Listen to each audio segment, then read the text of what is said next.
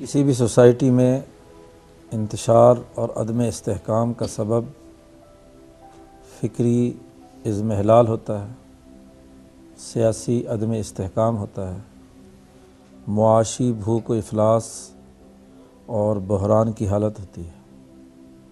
Society جب بھی زوال پذیر ہوتی ہے تو وہ فکری وحدت سے محروم ہو جاتی ہے، وہ نظریے کی یکسوئی اس میں نہیں رہتی۔ اب ہمارے پاکستان میں سب سے پہلا مسئلہ یہی ہے کہ ہم ابھی تک فکری اور نظریاتی حوالے سے سماجی تشکیل کے بنیادی تصورات پر پوری قوم یکسو نہیں ہے، اور اس کا سبب ہمارا نظام تعلیم کا وہ انداز و اسلوب ہے کہ جس میں ہم نے مذہبی اور غیر مذہبی، عصری اور مذہبی حوالے سے تقسیم در تقسیم اور فرقہ وارانہ گروہیت کو قبول کر لیا ہے۔ تو اس کی وجہ سے فکری وحدت نہیں پیدا ہو رہی۔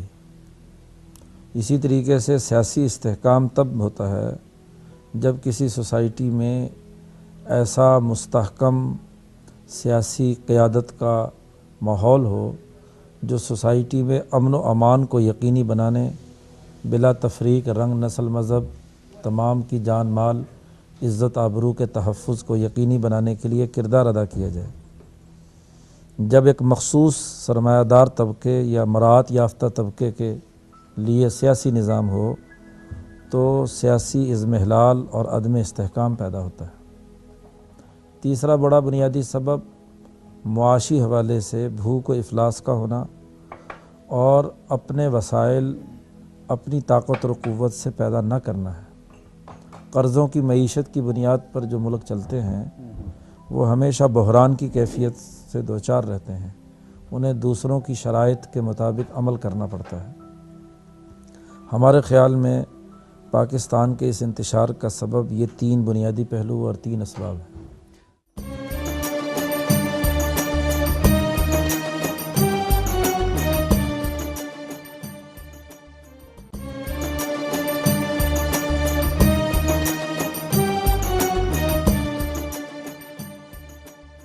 فکری اضمحلال کی بات آپ نے کی۔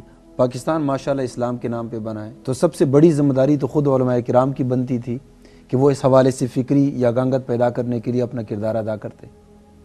ضرور کردار ادا کرنا چاہیے تھا، لیکن سوال تو یہی ہے کہ کیا ہمارا ملک اسلام کے نام پر بنا تھا یا اسلامی نظریہ ہمارے پیش نظر ہے؟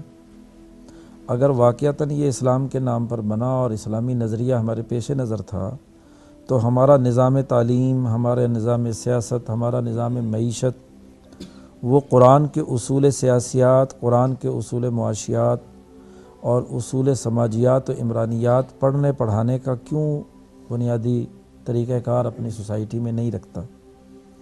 کسی ایک طبقے یا محض علماء کے بل بوتے پر اسلامائزیشن وہ تو کسی نہ کسی فرقے کی گروہیت کا باعث تو بن سکتی ہے، پوری قوم میں اسلام کے فوائد اور نتائج پیدا کرنے کی اہلیت پیدا نہیں ہوتی۔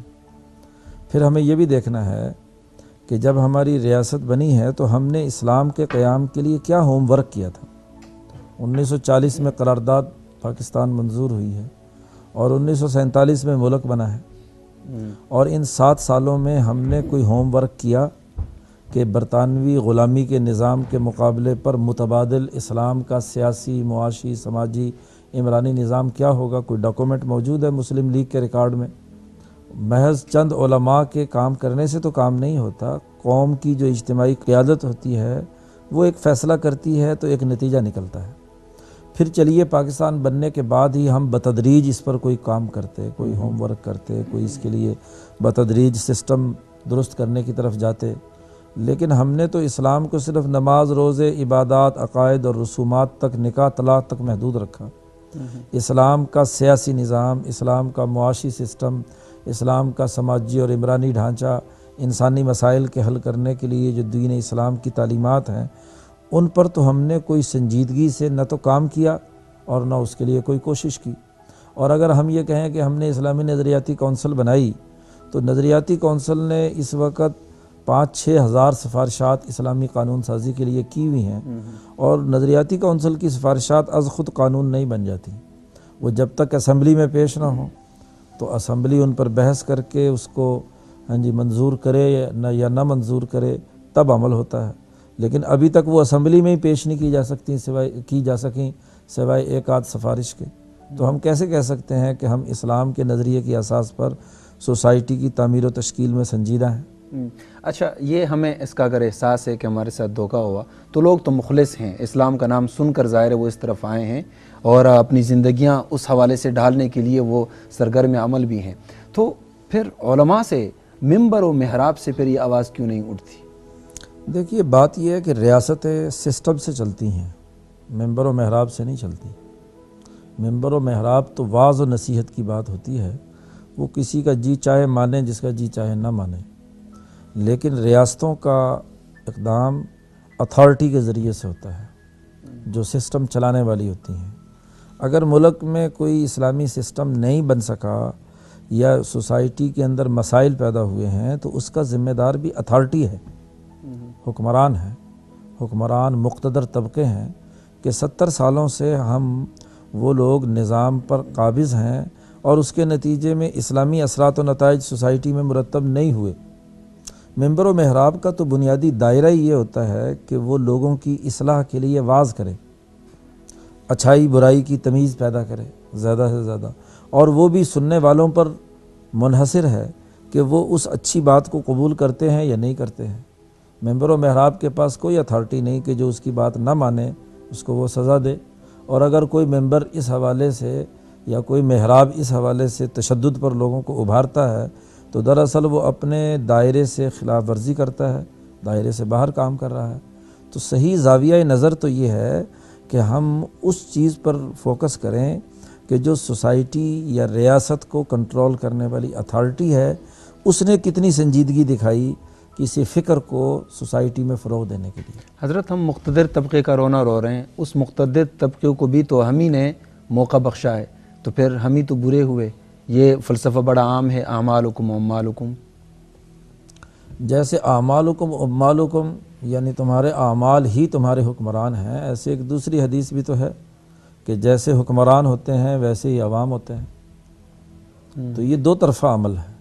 ہم کسی ریاست کی تشکیل کی بات کریں گے تو وہ ایک سوشل کانٹیکٹ ہوتا ہے، معاہدہ عمرانی ہوتا ہے۔ وہ معاہدہ عمرانی دو طرفہ ہوتا ہے، یک طرفہ نہیں۔ جیسے عوام نااہل اور سوسائٹی میں نتیجہ نہ پیدا کرنے والے لوگوں کی حکمرانی کو بناتے ہیں یا قبول کیے ہوئے ہیں، ایسے ہی وہ حکمران جو سوسائٹی کے چلانے کے ذمہ دار ہیں ان کی نااہلی اور ان کے غلط فیصلوں کے بھی تو سوسائٹی پر اثرات مرتب ہوتے ہیں۔ ہر معاہدے کے دو فریق ہوتے ہیں، دونوں ہاتھوں سے تالی بجتی ہے، کسی ایک فریق کو ہم ذمہ دار نہیں ٹھہرا سکتے۔